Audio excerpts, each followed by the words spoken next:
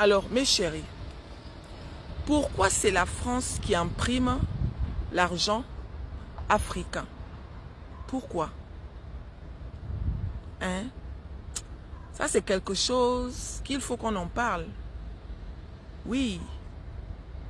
Aujourd'hui, quand on voit l'Africain en général, c'est le peuple qui fait le plus pitié dans ce monde. À côté de ça, partout où on part, on est les personnes les plus indexées, les plus rejetées, les plus humiliées. Pourquoi? Hein?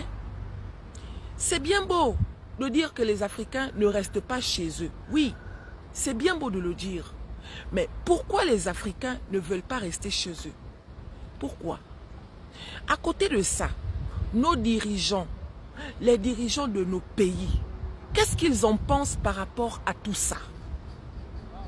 Hein? Discutons-en. D'accord? Je tiens à préciser que dans toute cette histoire, il y a aussi des innocents. Parce qu'on n'est pas là pour généraliser. Et le but n'est pas d'être fâché avec X ou bien Y. Parce qu'il y a une grosse mafia qui se passe autour de tout ça. Et si vous ne faites pas bien les choses, on va détester les personnes qui ne le méritent pas. D'accord? Qu'est-ce qui s'est exactement passé avec cette histoire de monnaie? Je ne comprends pas. En France, par exemple, aujourd'hui, on a le président actuel. Dès que son mandat va finir, il est obligé de céder le passage. Il est obligé de partir. Qu'il le veuille ou pas. Même si qu'il veut encore rester, il ne peut pas. Parce qu'il y a une loi qui dit que tu restes. Après, si tu es élu à nouveau, tu restes. Mais une fois que tu as fini tes 2 mandats, tu ne restes plus, même si tu veux. Mais chez nous là-bas, qu'est-ce qui se passe? Pourquoi c'est toujours les mêmes qui sont là depuis des siècles, si je peux dire ça comme ça? Pourquoi? Et tout ce qui se passe là, qu'est-ce que nos dirigeants en pensent? On va parler de nos frères qui vont finir dans la Méditerranée.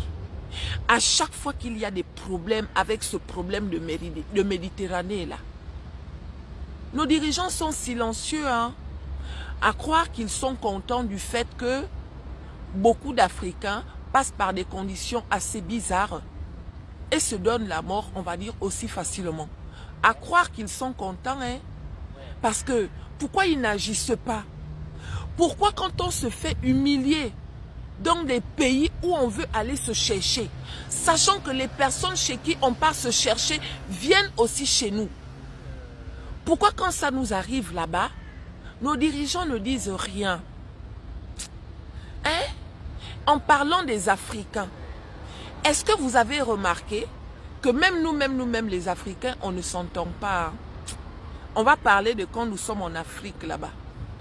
Combien de Camerounais peuvent venir s'installer au Gabon sans qu'on ne lui mette le doigt au nez en disant que tu es un Camerounais, tu n'as rien à faire ici? Et pourtant le Cameroun et le Gabon, c'est la même maison, hein? Parce que quand vous êtes, par exemple, au mondial, là, vous voyez ceux qui habitent dans le Grand Nord, il y a un mélange qui fait qu'on ne connaît pas qui est Camerounais, qui est Gabonais. Hein? Mais pourtant, si le Camerounais sait que toi tu es Gabonais, il va dire vous les Gabonais. Si le Gabonais sait que toi tu es Camerounais, il va dire vous les Camerounais. Alors que nous sommes un. D'accord? À côté de ça, les autres pays, les autres Afrique de l'Ouest par exemple, avec les gens de l'Afrique centrale, l'ambiance est glaciale. Et pourtant, nous sommes les mêmes. Il faut savoir que tant qu'il y aura cette guerre entre nous-mêmes les Africains, tant qu'on va s'appeler étrangers entre nous, on ne va jamais sortir de ce système. Il y a une mafia. Faites très attention. D'accord? Il y a une mafia qui fait que tant que nous serons distraits à se prendre la tête entre nous les Africains, les Européens, ils vont continuer à faire ce qu'ils ont commencé à faire depuis le début. Restez concentrés. D'accord? Les Africains souffrent. Et ce qui est triste, c'est que les personnes qui font souffrir les Africains ont tendance à faire comme si ils ne sont pour rien. On dit que l'Afrique ne se développe pas. On dit que oui, l'argent qu'on donne à vos dirigeants.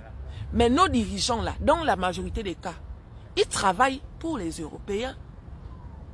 D'accord? Pourquoi ils ne parlent pas? Mais c'est parce qu'ils travaillent pour eux. C'est comme si tu crées une société, tu mets un gardien devant la société. Quand toi tu vas venir poser la question au gardien, qu'est-ce que le gardien va te dire? Il faut aller poser la question au patron. Mais quand tu vas poser la question au patron, le patron lui il t'envoie chez le gardien. On n'aura jamais de réponse. Moi je fais cette vidéo pour dire à mes frères africains que je suis avec vous. Hein. D'accord? Je suis avec vous. Faites ce qu'il faut pour sortir de cette mafia-là. Moi, je suis en couple mixte. Je ne déteste pas les Européens parce que je sais que parmi les Européens, il y a des belles personnes. Il y a des innocents. Il y a des Européens qui ne sont pas d'accord de ce qui est en train de se passer. Il y a des Européens qui ne veulent plus voir les Africains chez eux dans les conditions dans lesquelles certains Africains sont ici en Europe.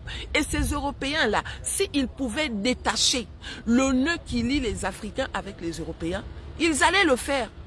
Mais eux aussi, ils sont pris au piège. Parce qu'il y a quelque chose qui s'est fait depuis longtemps. Parlons de la Bible, mes chéris. Parlons de la Bible. Cette Bible que les Européens ont emmenée aux Africains, en disant aux Africains que grâce à cette Bible, vous n'allez pas connaître la famine. Grâce à cette Bible, vous n'allez pas souffrir. Les mêmes Européens qui ont emmené la Bible chez nous, beaucoup parmi eux n'utilisaient pas la Bible. Hein. D'accord? Ils ont réussi à nous faire croire que celui qui n'utilise pas la Bible est un démon. Regardez bien autour de vous. Quelqu'un qui va faire les traditions, les trucs des traditions là. Quelqu'un qui va utiliser les écorces, les plantes et tout ce que vous connaissez là. On va traiter la personne de démon. Moi-même, je suis la première. Hein. Moi-même, je suis la première. Moi, je ne crois pas aux marabouts, aux féticheurs, aux nganga. Moi, je ne crois pas à eux. Hein.